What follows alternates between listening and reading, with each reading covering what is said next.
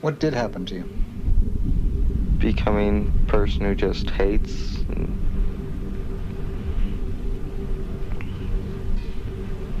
That's about it. That's really all I do is hate. Often when I'm talking about the reality of the widespread child abuse and human trafficking that takes place in America every day, I encounter weak people who don't have the stomach to acknowledge this evil, much less confront it.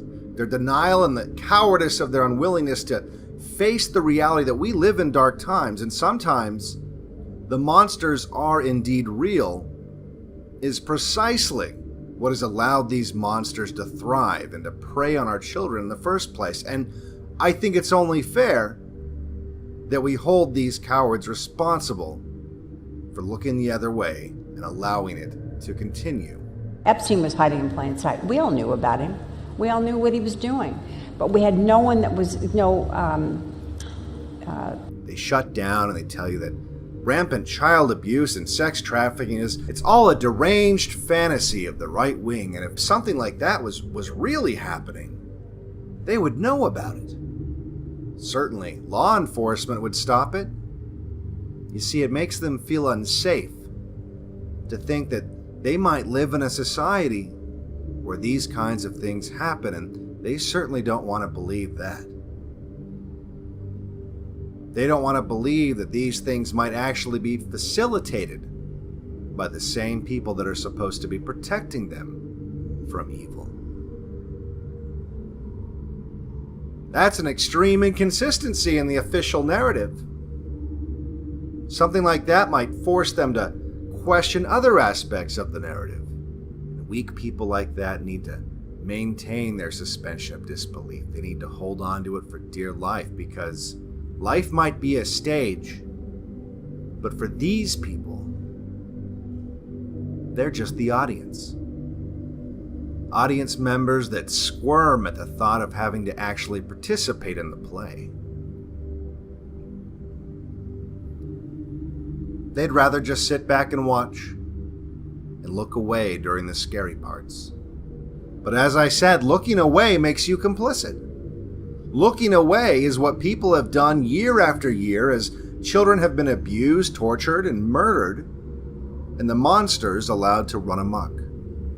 Looking away is what people have been doing all over the country for decades, including in the case of Leo and Elly Stein and their Circle S ranch. In the early 1950s, Leo Stein, a Jewish student of Freudian psychology, and his wife Elly Stein founded a boys' ranch in the Arizona desert outside of Phoenix. Stein had previously been fired from the local school board and even investigated by the FBI for attempting to teach atheism, communism, and sex ed with a weird focus on what he perceived every boy's desire was, having sex with their mother. But for some reason, and somehow, this man with no psychiatric training whatsoever was the man that, for some reason, the system in both Arizona and Southern California decided to send their troubled teens to.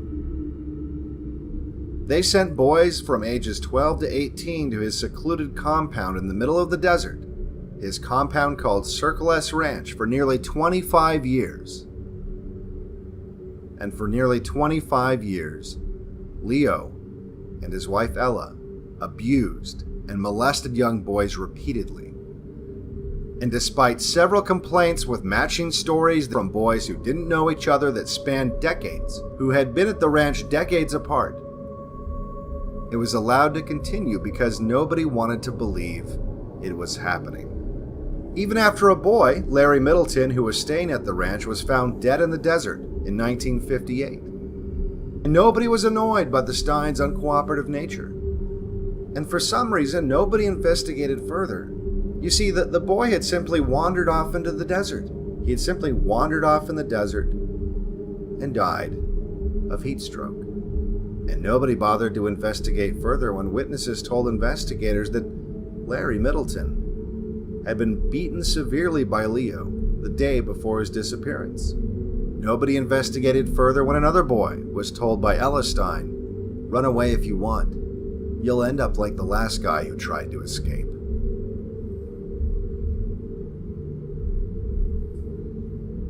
In fact, this abuse was allowed to go on for 20 more years at Circle S Ranch, until Arizona finally revoked Leo Stein's license in 1978, after a boy did manage to escape and finally found a social worker who would listen. What sort of allegations did the boy make? About questionable treatment practices, the children being asked to simulate intercourse with a pillow. The boys were asked to expose their genitals and describe the workings of each part. Each child in the room was asked in turn to strike another child who was being punished.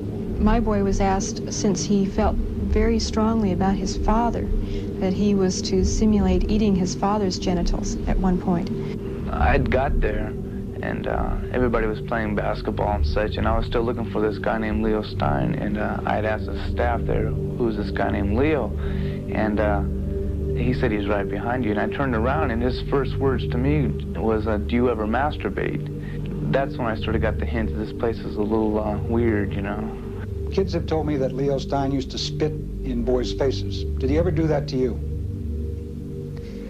Yeah, about 100 times that way. When I first went there, he used to spit on me all the time. They more or less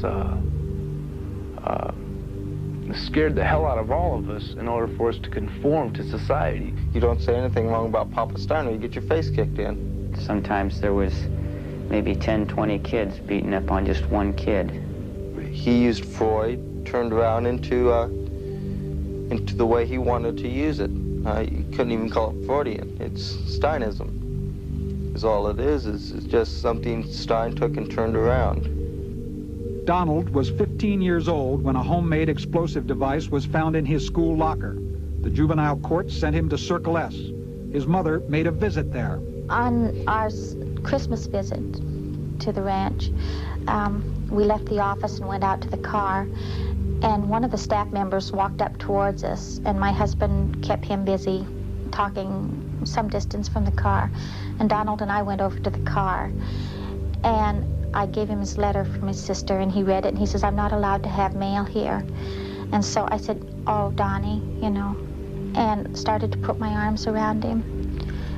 And he jumped back, and he says, oh, my God, Mother, he says, don't touch me. He says, because I came out to the car and hugged you when you came in June. He said, I had to pretend to have intercourse with you in group. And I had to do it every day until I had an ejaculation, and it took me 27 days. And I was just stunned. I was just stunned. I didn't know what to do. I just backed off, and I didn't even cry.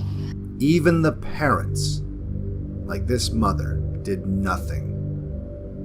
They were too cowardly to face the evil that was being inflicted on their own children. All they wanted to do was believe it was normal, that everything was okay because the authorities knew what was best.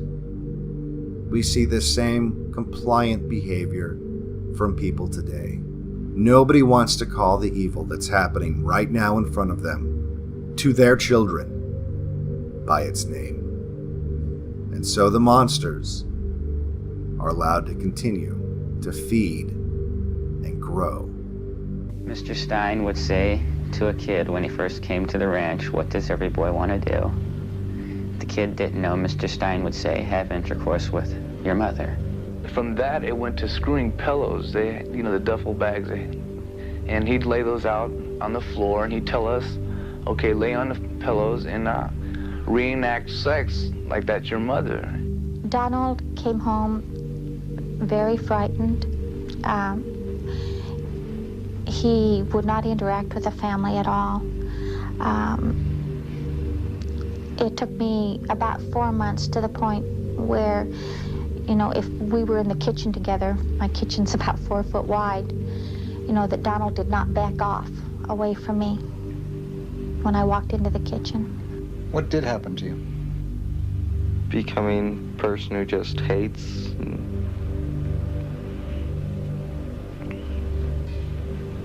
That's about it. That's really all I do is hate. I hate the courts. I hate Stein. It's just a mess. You just put a kid away and forget about him. Don't give a damn what happens to him. So what happened to Leo and Elly Stein? Well, pretty much nothing. The Steins were ordered to have no contact with children under 18, but there was no jail time. Leo ended up dying of prostate cancer in 1994, and his wife died almost 20 years later, quietly in the same town where she and her husband had been abusing children for decades.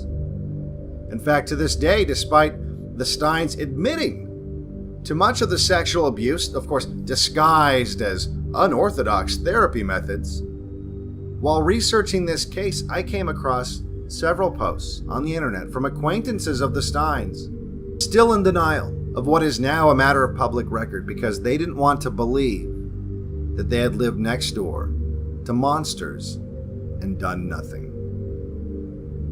And make no mistake, they don't want to refuse to believe this because what it would mean for the children. They refuse to believe it because what it would mean for them. The Circle S is closed now, but that does not lessen the emotional harm that Donald and others say was done to them.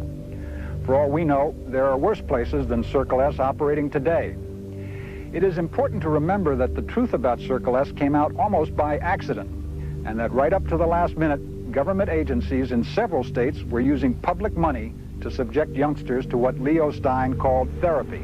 For Black Pilled, I'm Devin Stack.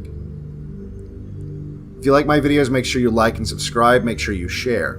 If you want to support my work, you can go to patreon.com/blackpilled or subscribestar.com/blackpilled or donate crypto to one of the addresses below or get a copy of my book. The link is in the description.